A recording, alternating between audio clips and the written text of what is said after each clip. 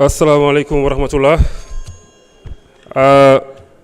ginnaaw bi ñu nuyoo monsieur le président nuyu les députés nuyu askanu Sénégal ñu ngi jaale ñëpp ñu deele waaye ci biir jaale bi on met l'accent ñi nga xamante ni ñoom ñoo dëkk dans le département de Pikine waxuma ko ndax dëkk fa dama ko wax ndax département la boo xamante ni en une journée ils ont perdu 9 jeunes le 1er juin en une journée 9 ndaw seen bakkan rot na à Pikine.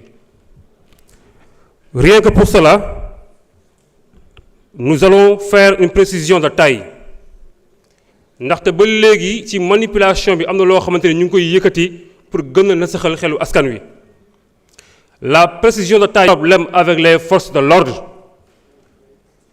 ñun kenn kese la ñu amal problème kenn kese la askanu Sénégal amal problème il s'appelle Macky Sall mu ñibbisi. Donc que ça soit clair, on n'a pas de problème avec les forces de l'ordre, notre problème s'appelle Macky Sall et on demande son arrestation.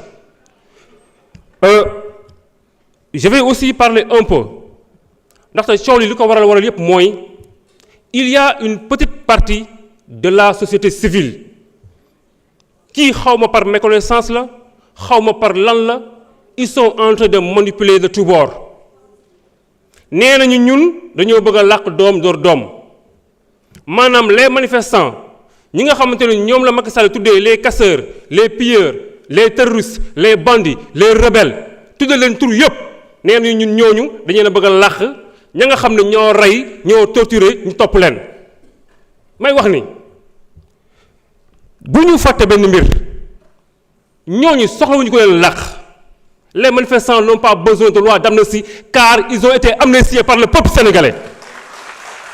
Ils ont été amnistiés par le peuple sénégalais en faisant les nouveaux dirigeants de ce pays avec 54%, en leur donnant 130 députés. kon ñooñu soxlawuñu loi bu leen làq askanu Sénégal làq na leen ba pare et la justice est rendue au nom du peuple et ce peuple les a déjà jugés.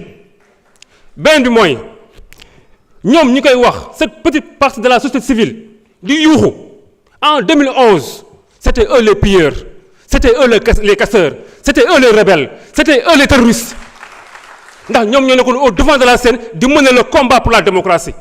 Qu'est-ce qui a changé? Qu'est-ce qui a changé?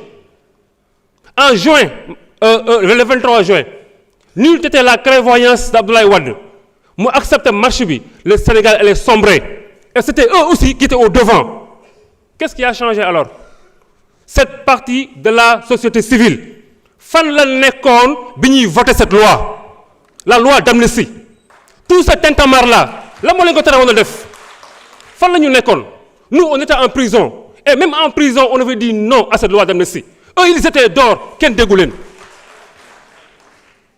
Tey bu ñëwee ba taxaw ñu ne ñu bu ngeen abroger la loi ne va pas rétroagir bu ngeen defee abrogation partielle la loi ne va pas rétroagir annulation mënu leen ko nag juge moo koy def retrait mënu leen ko ndax ki ko dugal moo ko def te daw na. Qu'est-ce que nous avons entre nos mains qui va nous permettre de juger et de rendre la justice claire? C'est une loi interprétative loolu kese moo mën a rétroagir ñu teg ñëpp ci yoon.